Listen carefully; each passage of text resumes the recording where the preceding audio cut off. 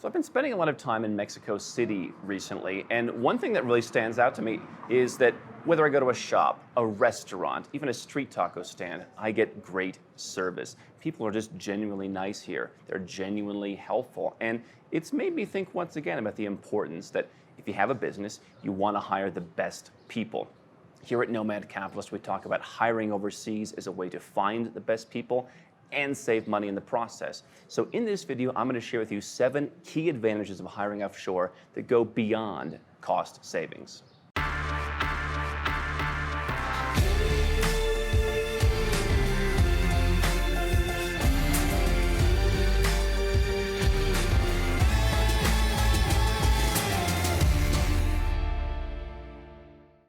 Hi, I'm Andrew Henderson, and if you'd like to personally work with my team and I to create your own Nomad Capitalist strategy, you can learn more about how we do that at nomadcapitalist.com.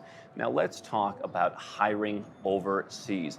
This has been a particular area of fascination for me for more than a decade now. Ever since my first business in the broadcasting industry, I used online freelancing platforms to hire people online, to do everything from make calls from me, to post ads on Craigslist later when I had other home services businesses. I remember when I sold one of my home services businesses in the United States, the buyers were fascinated. They were laughing about how I was hiring people in Pakistan and Bangladesh to help place ads and lower costs, and that gave me a competitive advantage. Now in the realm of Nomad Capitalist, I think hiring overseas is a very interesting thing because for those of you business owners that aren't ready to move overseas, this is something you can still take advantage of. So you don't have to pack up and move out of your home country. This is one of the things that you can do. You can live in the United States, live in Australia, whatever, and you can have an office of people who work for you somewhere else or a distributed team of people who work for you around the world. Now, while hiring overseas can provide you certain tax benefits, you'll hear politicians sometimes say, we're giving companies tax breaks to move jobs overseas. Well, yeah, if work is done overseas, you can potentially pay less tax. It's not as simply hiring someone somewhere else. There's a bit more complication than that, but it's a way to save on tax.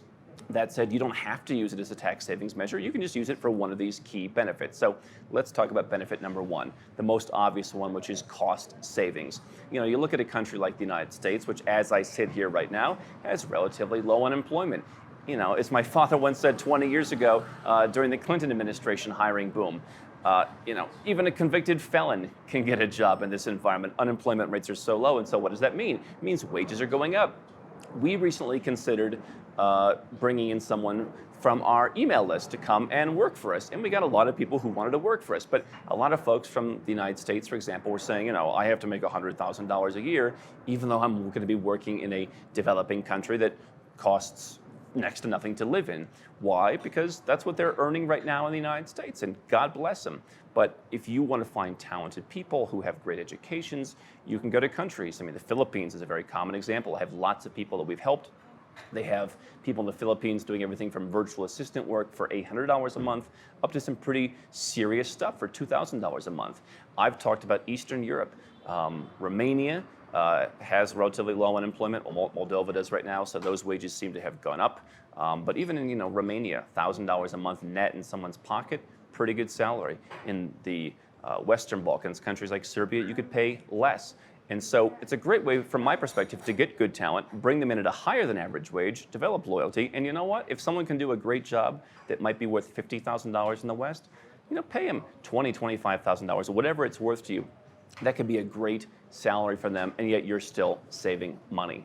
Now, benefit number 2 is a result of those cost savings, and that's faster business growth. We've grown our team faster, and we've been able to take more aggressive bets because we don't have to put as much into each hire. Now, if you said, Andrew, you have to hire 5 people in the United States to make up your research team that researches banks and real estate and helps you do all the research work at Nomad Capitalist, I probably wouldn't take a $400,000 a year bet on building up that research team. But when I can bring in people at a lower price point, I can train them, people with great skills, and I can train them and I can build them up, and I can give them opportunities to grow rather than just have their wages stagnant.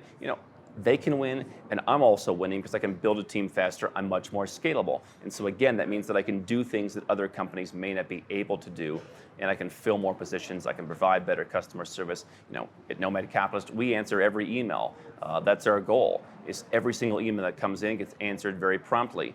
Not because there's an economic interest in it for us, just because I think it's the right thing to do. It's the nice thing to do. And so I might not do that if I had to pay someone, $18 an hour to sit around and respond to emails. So I think that's definitely worth considering. Benefit number 3 is the competitive advantage that comes from that. So we've seen that cost savings lead to me being able to hire more people. That gives you a competitive advantage. Now, obviously we talk about lower taxes as a competitive advantage. It's always interesting to me when I buy some kind of software as a service product online and I see the receipt was issued from Malta or from Cyprus, and I say, I know what they're doing there. But imagine you could build your team faster. Let's say you are in software. Let's say you're not doing research work or admin work. Let's say you've got some pretty serious work.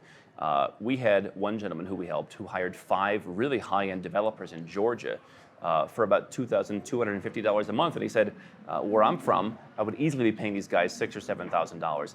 That's one area where you can really save money. And so if you're relying on hiring developers or other tech talent in a high-income country like the US or in Western Europe, you're going to be at a significant disadvantage to those people who are hiring in places like Ukraine, in Romania, in Georgia, in Armenia. And obviously a lot of people have offshored their tech work, but there's still a lot of opportunities, I think, for people to be able to have that competitive advantage and again, get more staff and get more output than people who are hiring in the West. Benefit number 4 is flexibility. Now, where I come from, the United States, someone can come in, you can say, hey, you're fired, and you can do that very easily. But in a lot of countries, firing people is a pain in the butt. You have to give them 19 different warnings. You've got to give them 2 months notice. When they're gone, you've got to give them 4 months severance. I had a business mentor very early on in my life. He's an old, Brooklyn, New York guy. He said, you might as well just wheel the people in some of these countries back to the back closet, let them sit there for the rest of their lives because you can never get rid of them in some of these countries. And so obviously, there are countries that have become very pro-business, especially the kind of countries where you might hire overseas, these Eastern European, these Asian countries, some of the South American countries.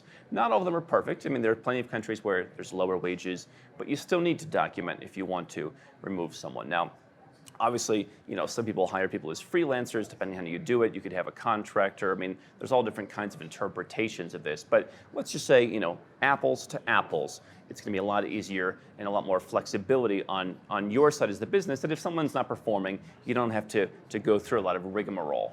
With that comes benefit number 5, which is litigation.